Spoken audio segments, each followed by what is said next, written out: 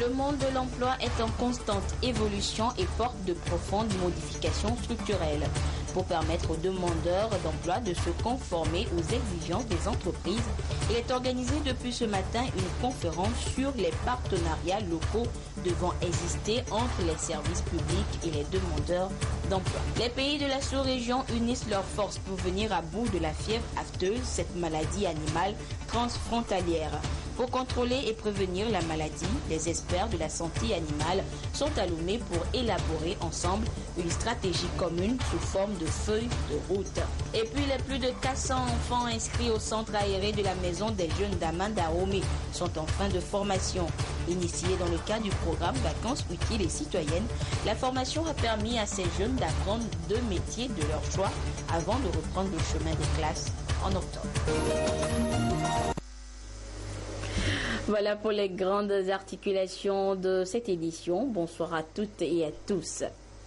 La question de l'emploi est de nos jours un épineux problème tant au niveau national qu'international. Pour y remédier, une véritable politique de mise en place de partenariats locaux est indispensable pour mener à bien ce combat multidimensionnel face au chômage et à la pauvreté. Une rencontre régionale de l'Association mondiale des services d'emploi public s'est ouverte ce matin à Lomé.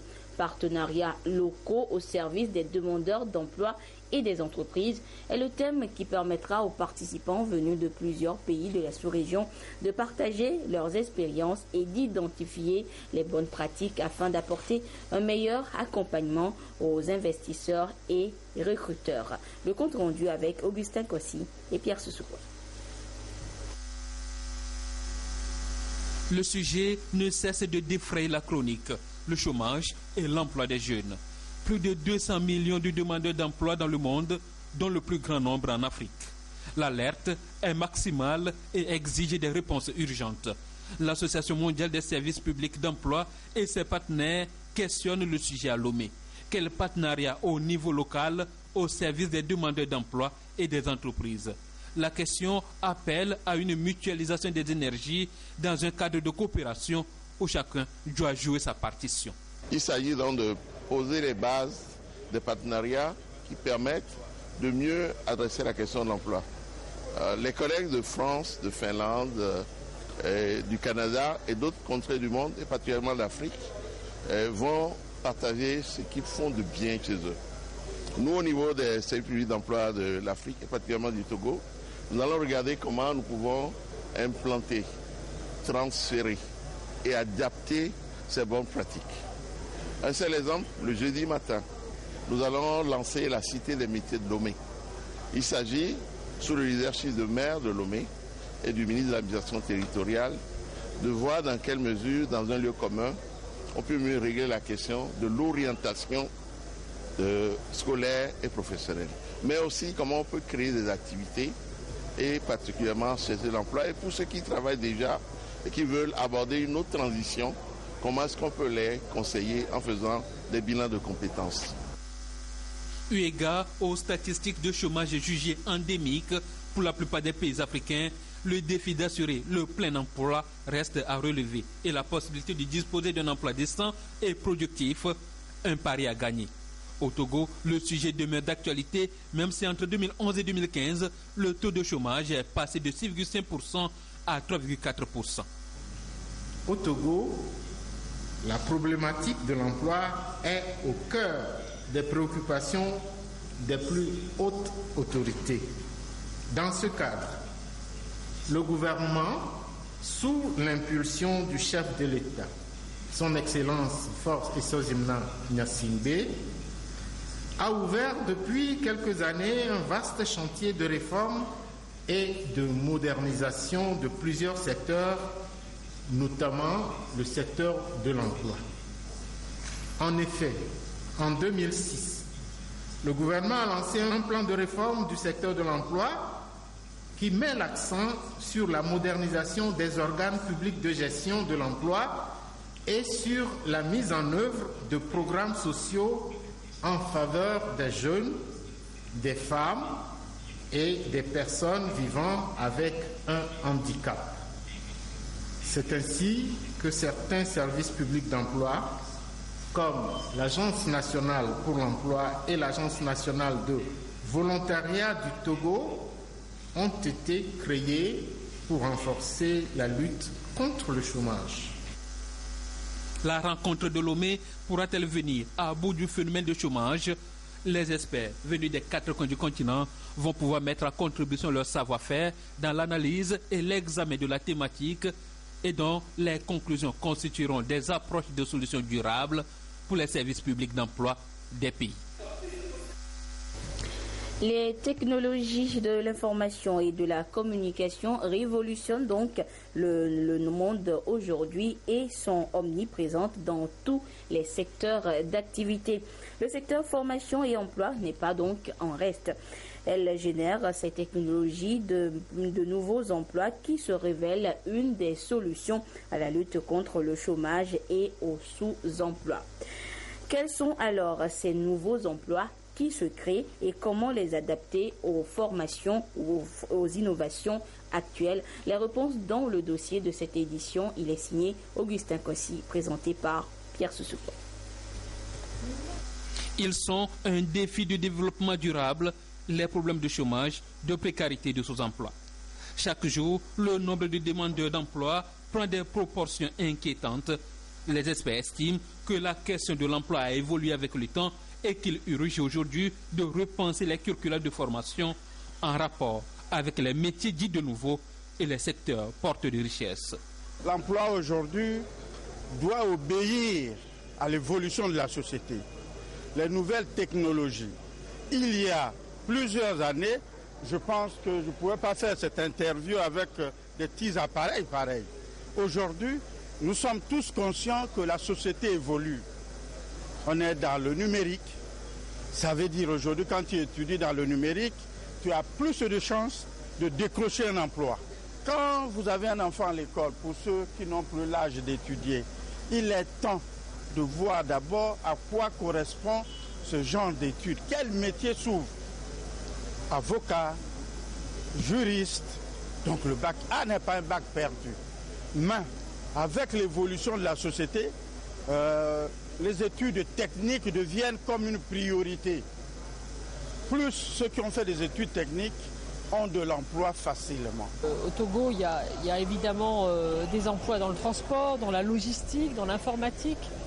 Il y a aussi probablement des transformations du secteur agricole. Et donc l'enjeu pour les acteurs que nous sommes, les services publics de l'emploi, c'est vraiment de participer à ces diagnostics sur les besoins, de travailler avec les filières, les entreprises, les secteurs d'activité, et puis d'organiser les transitions pour que les demandeurs d'emploi puissent bénéficier de l'ensemble des formations avec les organismes de formation qui les déploient. Une véritable politique de mise en place de partenariats structurés entre services publics d'emploi, centres de formation et des entreprises nécessite également d'être privilégié. Le partenariat entre les services publics et les centres de formation, c'est absolument indispensable. Souvent, les services publics de l'emploi sont des prescripteurs de formation pour les publics qui sont inscrits dans les services publics de l'emploi, pour les jeunes beaucoup, mais aussi pour l'ensemble des publics tout au long de leur carrière. Et on doit prescrire de la formation et parfois d'ailleurs dans certains cas financer cette formation auprès d'organismes de formation qui sont les prestataires qui doivent effectivement fournir des formations de qualité.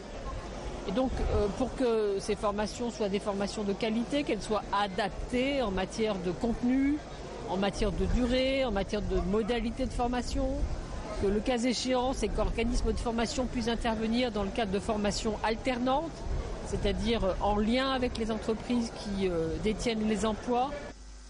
Un autre mécanisme beaucoup plus attendu dans la résolution des problèmes de chômage dans les pays en développement, c'est bien l'installation des cités de métiers. Un espace de conseil, d'information et d'orientation sur les métiers et la vie professionnelle. Un outil sans doute pour aider les primo-demandeurs d'emploi à devenir acteurs de leur vie professionnelle. Bien choisir son orientation scolaire pour avoir un meilleur emploi dans l'avenir, tel est le défi de tout apprenant. Et bien désormais, un livret sur l'orientation scolaire et professionnelle est disponible pour les y aider. Un outil pédagogique écrit par notre confrère Marcel Toyi. Le contenu avec Serge Tastom et Gérard Lagoudou. L'évolution de la vie économique induit la création de nouveaux emplois sur le marché. Mais le constat révèle que le chômage au niveau des jeunes diplômés gagne du terrain. Un phénomène qui peut s'expliquer par une méconnaissance par les apprenants des opportunités qu'offrent les différentes filières de formation. À cet effet, la question de l'orientation scolaire s'impose. Le livret sur l'orientation scolaire et professionnelle de Marcel Toyi, journaliste à la télévision togolaise, se veut un document pédagogique qui fait appel à un éveil de conscience. Cette orientation scolaire et professionnelle, il y a un grand vide dans le domaine et les élèves s'orientent au hasard. Les parents ne savent à quel sein se vouer et ils ne savent où trouver la bonne information et vers qui aller. Et nous avons estimé qu'il fallait contribuer à combler ce vide en élaborant ce document dans lequel les enfants, les apprenants trouveront les contacts utiles, aussi bien des écoles publiques comme privées, des centres de formation.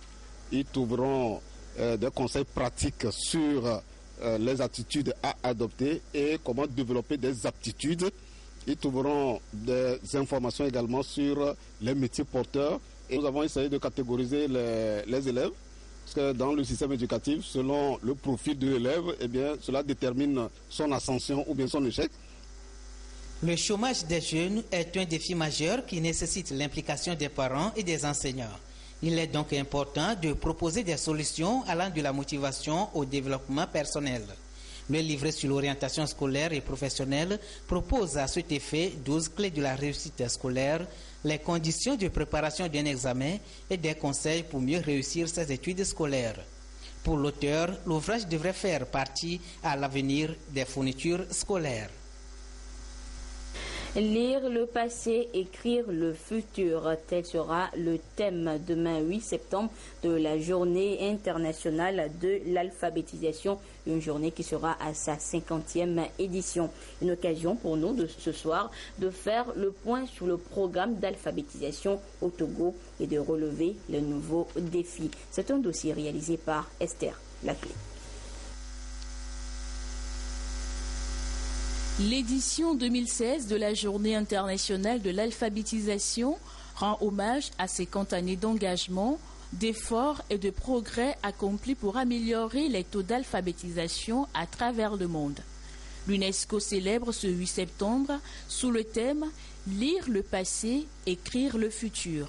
Un thème novateur qui suscite des réflexions eu égard aux progrès réalisés qui sont très peu luisants. En effet, 758 millions d'adultes ne savent ni lire ni écrire dans le monde. 2 tiers sont des femmes et 124 millions d'enfants et d'adolescents ne sont pas scolarisés. Au Togo, le taux d'analphabétisme est estimé à 43,3%, soit 977 000 personnes, d'après l'enquête mixte 2010. Les 2 tiers sont des femmes et des jeunes filles. Une étude réalisée en 2011 par l'UNESCO indique qu'un total de 84 993 enfants âgés de 6 à 15 ans sont non scolarisés ou déscolarisés de façon précoce.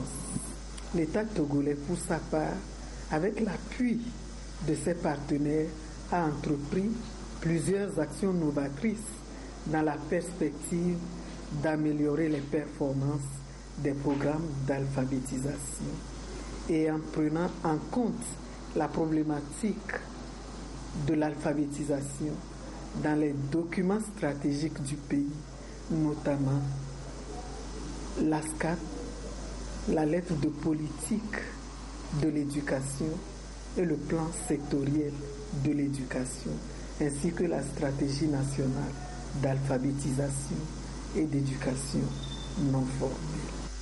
L'année 2016, qui marque le 50e anniversaire de cette journée, est la première année de mise en œuvre de l'agenda 2030 pour le développement durable. L'objectif 4 veut faire des jeunes et d'une proportion considérable d'adultes des lettrés. L'éradication de l'analphabétisme est incontournable si nous voulons acter l'émergence de notre pays, le Togo, d'ici 2030, que nous appelons de tous nos voeux. L'alphabétisation est un droit fondamental, une force au service de la dignité humaine, un moyen pour accéder à l'autonomisation, surtout des femmes, et une base pour construire des sociétés durables, pour écrire un avenir meilleur à travers la lecture du passé, la participation active et collective de toutes les forces de la nation est plus que nécessaire. La célébration sera marquée au Togo par plusieurs activités, dont des émissions radiophoniques et débats télévisés. L'apothéose aura lieu en différé le 15 septembre 2016 à Djarkbanga, dans la préfecture de Mon. La ministre du Développement à la base en charge de la jeunesse a procédé hier après-midi à la clôture du centre aéré de vacances. Les centres aérés, à la différence des colonies de vacances qui ont un caractère résidentiel, n'occupent les jeunes que pour la demi-journée. Et pendant 2 semaines, 403 participants ont eu l'opportunité d'apprendre au moins 2 métiers librement choisis. Le compte rendu avec Charlotte Moussimel. De la chorégraphie, du sketch ou encore de la poésie. Des instants émouvants pour imprimer au centre aéré de vacances 2016 toutes ces couleurs. Une des composantes du programme Vacances utiles et citoyennes, elle a permis à 403 élèves et lycéens pendant 2 semaines de se frotter au métier de la décoration de chaussures, des perles, la préparation du savon liquide, de même que la sérigraphie et l'art culinaire. Au-delà, les centres aérés de vacances offrent tout simplement aux jeunes des espaces de partage et de solidarité. Ça a été vraiment émouvant. Je peux dire, moi particulièrement, dans le domaine des tapettes, j'ai beaucoup appris, surtout sur le plan des pagnes, de la façon dont nous pouvons utiliser les pagnes pour décorer des tapettes, des perles, de la laine et tout ça. Donc je peux dire que tout ce temps a été vraiment un temps d'enseignement, de connaissances et c'était vraiment exceptionnel. Je souhaiterais vraiment que ça se répète parce que ça nous apprend beaucoup de choses et ça nous aide dans notre vie. Des communications sur le civisme, la citoyenneté, la santé sexuelle étaient également au programme de ce centre aéré. Il est destiné aux jeunes vacanciers âgés de 15 à 28 ans et suscite l'engagement des partenaires et même des autorités gouvernementales. Pour la ministre du Développement à la base, marraine de l'événement, le concept se donne pour objectif de promouvoir la culture de l'excellence et favoriser l'intégration sociale de la jeunesse. Nous avons noté que le jeune Togolais a du génie. Il y a des talents cachés. En 2 jours, par exemple, apprendre de la chorégraphie, de la poésie et le rendre comme nous l'avons eu à le voir cet après-midi, c'est tout simplement génial. Donc je pense que nous avons des talents cachés et il revient à nous, au gouvernement, partenaires, de nous mettre ensemble pour pouvoir accompagner tous ces jeunes talents togolais. Parce que oui, la réussite scolaire, mais également oui à la réussite communautaire. Cette année, le centre aéré d'Amadoromé a été un succès. Les jeunes eux-mêmes l'ont reconnu. Et ce que nous allons faire, c'est que l'année prochaine, nous allons essayer de mettre en place ce genre d'activité, mais de manière beaucoup plus pérenne. Et multiplier les centres aérés pour que les jeunes réellement se retrouvent, apprennent beaucoup de choses et que nous puissions avoir des jeunes engagés, responsables, qui prennent leur part dans la constitution de notre pays. Pour le président de la délégation spéciale de la préfecture du Golfe, Abouka Kossi, et le conseiller à la présidence, Semondi Djossou, l'initiative reste bien pensée et est à pérenniser. Des kits scolaires sont remis à titre symbolique à tous les participants. De leur côté, 150 jeunes Togolais et étrangers vont découvrir la santé de la reproduction à la faveur d'un camp régional, le 9e, organisé par le mouvement d'action des jeunes pour l'ATBEF. Dédé Koussao et Medina Salami pour le compte-rendu. Tabou, on refuse de parler du sexe aux adolescents et aux jeunes. Rien, par contre, ne les empêche de passer à l'acte. Dans l'ignorance, donc, les jeunes s'adonnent au sexe et sont souvent victimes des infections sexuelles, grossesses précoces et non désirables. Aujourd'hui, il s'avère donc nécessaire de les éduquer sur la santé sexuelle et de la reproduction. Pour répondre à ces préoccupations, le camp d'échange et de partage des jeunes 2016 met le sujet au cœur de la rencontre. Le camp régional des jeunes édition 2016 se déroulera ici sur le site du campus universitaire. Essentiellement seront consacrés des renforcements de capacités sur les droits en matière de la santé sexuelle et de la reproduction, des renforcements sur le plaidoyer. Le but visé est de pouvoir partager les bonnes pratiques au sein des jeunes. Environ 150 jeunes venus des antennes de l'Association togolaise pour le bien-être familial et d'autres associations du Togo, du Niger, du Burkina Faso seront formés en santé sexuelle mais aussi en développement personnel. Ce cas leur permettra de pouvoir également recevoir un certain nombre de formations en entrepreneuriat, en élaboration, en technique d'élaboration de projets et beaucoup d'autres modules dont les jeunes aujourd'hui ont besoin pour pouvoir se prendre en charge. Le projet prévoit aussi des activités communautaires et culturelles, c'est-à-dire des sensibilisations sur la santé sexuelle et de la reproduction et sur la contraception au profit de la jeunesse de Lomé. Je vous le disais également en titre, les experts africains de l'espace CEDEAO en charge de la santé animale sont à Lomé pour une première réunion sur la fièvre afteuse, une maladie transfrontalière, afin de définir une feuille de route pour le contrôle et la prévention de la maladie. Ils vont au cours de leurs échanges partager leurs expériences puis adopter une stratégie commune pour mieux faire face au mal lorsqu'un cas sera détecté. Le compte rendu avec Modeste Aguidé et Sylvain Abdou. Les pays de l'espace communautaire ouest-africain mutualisent leurs efforts pour mieux contrôler et bien prévenir la fièvre afteuse, une maladie animale qui attaque et tue les bovins, les ovins et les caprins. À cette première réunion, les experts en charge de la santé animale vont évaluer les efforts fournis par chaque pays de la communauté en vue d'améliorer les programmes de contrôle et préparer un plan d'action devant permettre l'élaboration d'une feuille de route pour booster hors des frontières cette maladie virale. La maladie, elle peut apparaître à n'importe quel moment et tant qu'il y a d'autres pays qui sont infectés par la maladie, donc il va sans dire que la sous-région ne peut pas rester inerte sans rien faire pour prévenir l'introduction de la maladie. 60 pays dans le monde sont aujourd'hui engagés à différents niveaux pour réduire, voire éliminer la circulation du virus de la fièvre afteuse d'ici 2027. L'Afrique n'étant pas en marge de cette lutte. D'où cette première réunion d'échange d'expériences pour définir une stratégie commune dans la prévention de la maladie. Le Togo, par exemple, a mis en place, grâce à l'OIE et la FAO, un cadre législatif pour la protection de la santé animale. On veut intensifier sur la campagne de vaccination, on veut rendre ça obligatoire. On veut rendre obligatoire et synchronisé. Parce que nous vaccinons nos animaux. La transhumance les animaux qui viennent des pays voisins ne sont pas infectés, ils viennent infecter nos animaux.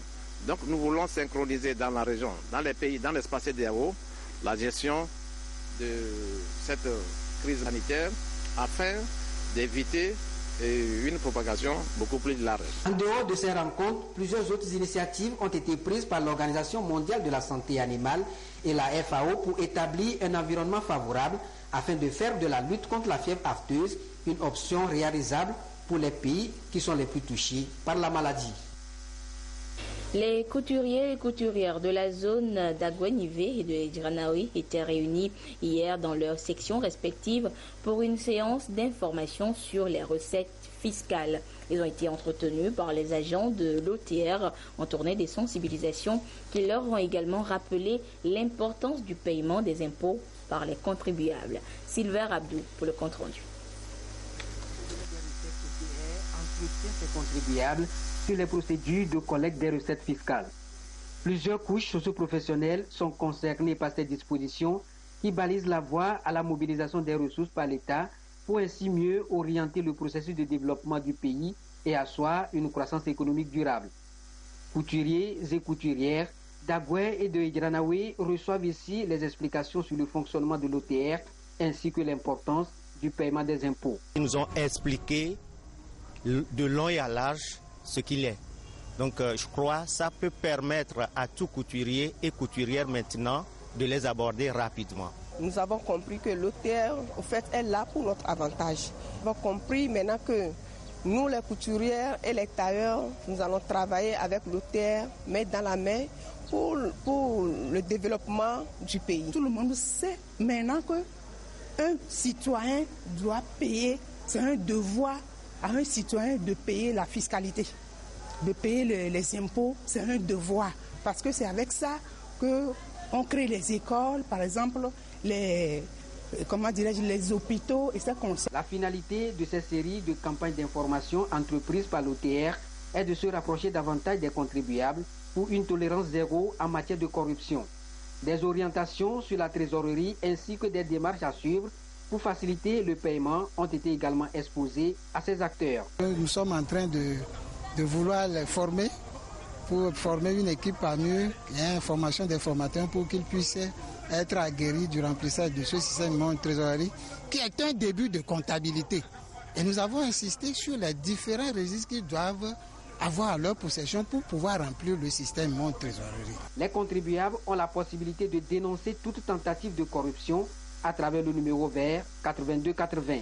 Cette nouvelle approche permet de lutter contre la fraude sous toutes ses formes et amener ses couturiers et couturières à s'approprier le civisme fiscal.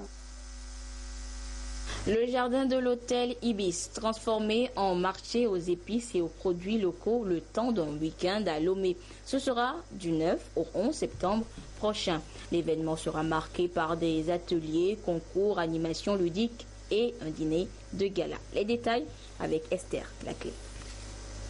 Vous y trouverez toutes les épices et aromates du Togo. Le premier marché aux épices et aux produits locaux se tiendra le week-end du 9 au 11 septembre 2016 dans les jardins de l'hôtel Ibis à Lomé. Les variétés des épices et des plantes et la transformation locale de la production seront mises en valeur lors de cette rencontre commerciale gratuitement accessible au public. L'événement est annoncé 48 heures plus tôt au cours de cette conférence de presse. Aujourd'hui, on vit dans une société où on a tendance à promouvoir ce qui vient de l'extérieur sans vraiment regarder ce qui se passe au pas de notre porte, alors qu'il y a de nombreux produits de qualité qui sont disponibles ici même et on ne cherche pas forcément à prêter leur attention. Donc là, c'est vraiment l'occasion de découvrir et redécouvrir des produits qui font, on va dire, une certaine fierté au niveau du pays. Quelques pincées d'épices suffisent pour sublimer les plats et pour transformer un mets ordinaire et fade en quelque chose d'extraordinairement gustatif. Dans ces stands, une centaine d'exposants présenteront au public des épices simples ou mélangées. Anis, gingembre, cannelle, curcuma, fenugrec, girofle, sésame, piment, poivre, sucre et arômes de tout genre seront exposés. Et les épices, il y en a tellement sur notre terroir, mais que les gens n'utilisent plus parce que préférant ce que nous appelons les cubes. Or, les cubes, en réalité, c'est des produits importés, ce n'est pas de chez nous. Les cubes, c'est des produits dans lesquels vous trouvez beaucoup d'additifs alimentaires, beaucoup de produits chimiques, notamment ce que nous appelons le glutamate, qui, d'après beaucoup d'études scientifiques, a des effets néfastes sur la santé. Donc, en mettant les épices, justement, amener les consommateurs à préférer les épices du terroir pour leur odeur, pour leur goût et même parfois pour la couleur de la sauce. Utilisées depuis toujours pour assaisonner les mets, les épices ont également de nombreuses vertus médicinales. Du curcuma contre le cancer, du piment pour la digestion, du poivre contre la douleur ou encore du safran pour le cerveau. Le premier marché aux épices sera entre autres marqué par un concours de cuisine, un marché nocturne ce vendredi, des ateliers pour enfants, des animations ludiques et un dîner de gala. Sport à présent, cette fois à Rio, au Brésil, une fois encore où la flamme olympique illumine le pays depuis quelques heures avant la cérémonie d'ouverture des Jeux paralympiques tout à l'heure à 20h30. Plus de 160 nations sont représentées par 4300 athlètes en 10 sports. Et parmi ces athlètes, l'on retrouve le Togolais Aliou Bawa, le médaillé de bronze aux Jeux africains de Brazzaville en 2015. Vous le voyez sur ces images. Il va compétir en dynamophilie powerlifting catégorie des 49 kilos. Aliou Bawa entrera en compétition demain 8 septembre aux côtés de 42 autres athlètes venus de 12 pays. Nous souhaitons donc une bonne chance à notre compatriote. Et pour finir cette série de communiqués, le président de l'Union musulmane du Togo a le plaisir d'informer la communauté musulmane que la fête de Tabaski sera célébrée le lundi 12 septembre 2016 sur toute l'étendue du territoire national. À Lomé, la prière de cette fête se déroulera au stade de Kégué et dans les quartiers environnants à partir de 9h. Quant à l'intérieur du pays, la dite prière se déroulera aux lieux habituels et à la même heure. Et précisément par rapport à cette fête de Tabaski, le ministre en charge de la fonction publique porte à la connaissance du public que la journée de lundi est fériée, chômée et payée sur toute l'étendue du territoire national. Un long week-end en perspective. Voilà, c'est sur cette bonne nouvelle que se referme cette édition. Merci à vous qui l'avez suivi un peu partout grâce à la télévision togolaise. Excellente suite de nos programmes. Au revoir.